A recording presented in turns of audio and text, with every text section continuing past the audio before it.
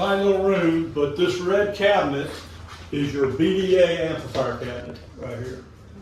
So you'll see this cable running throughout your building. Basically, there's antennas on the roof that allows you to call out to the local fire department. It's kind of a safe, versus using a phone. It should automatically do it. I don't know if we've got that program to do that yet. That's going to be part of. We got to make sure they've got to call out just like fire alarm. I'll make sure BFP knows that. So, 2 panels, both of them low voltage, 12208. Here's your lighting controller, relay panel. Yeah, that's going to have multiple voltages, so that's got 120 and 277 in it. Because here's your lighting panel for up here, and that's your power panel. Okay. That's feeding most of your floor boxes, your quad behind you. There's supposed to be a rack coming in here at one time. And like I said, most of this stuff will be working off that keypad that will be installed by the desk over there. Again, anywhere you see green wire, you want to leave that connected. You should never have to touch it. You should never have to mess with it. And these are different fire alarm modules. If you ever see it go red, that means it's alarm. So they should all just be blinking that blinking green stuff there. So it should be good to go with the screen. If it is red here, it's going to be on the screen. It's going to have that number, that IM 056, and they'll probably have a room number. So that's a way to kind of track that down. So what if the battery's low? Like on this one it says battery low. What this means is the battery low, it's going to give you a signal when this battery on this cabinet goes off. Okay. That's what that means. Antenna, if you have trouble with your antenna on the roof, again, it's going to give you a signal. System comp trouble, that means something inside this thing, board's gone bad, problem there.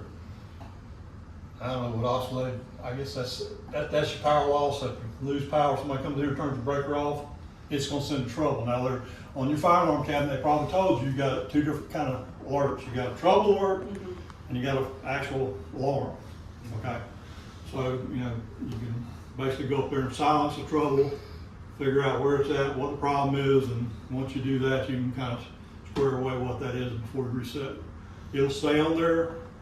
You turn the button, hit the reset button on the alarm and just stop the alarm. But with that being said, it'll pretty much pinpoint where the problem is, tell you what it is. That's kind of it in this room. All these go where, Rob? Floor boxes. So if you ever have to pull something out to the floor box for video, audit, whatever you want to do, they have some conduits up from floor box to here. So I know a lot of these floor boxes, you can have case work over them. You may not need anything, but in the case you wanted to take some kind of control cable out there or video cable out there, you could. Okay. And there is a couple switches over here around the corner that are for, when they put the displays up, there's some receptacles that are up high on the wall. Show you those.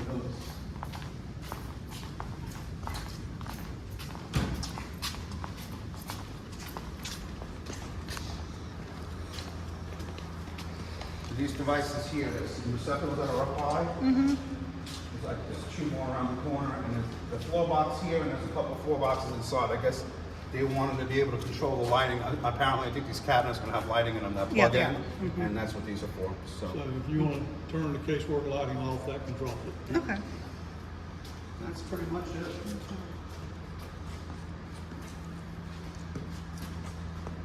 Any other general questions?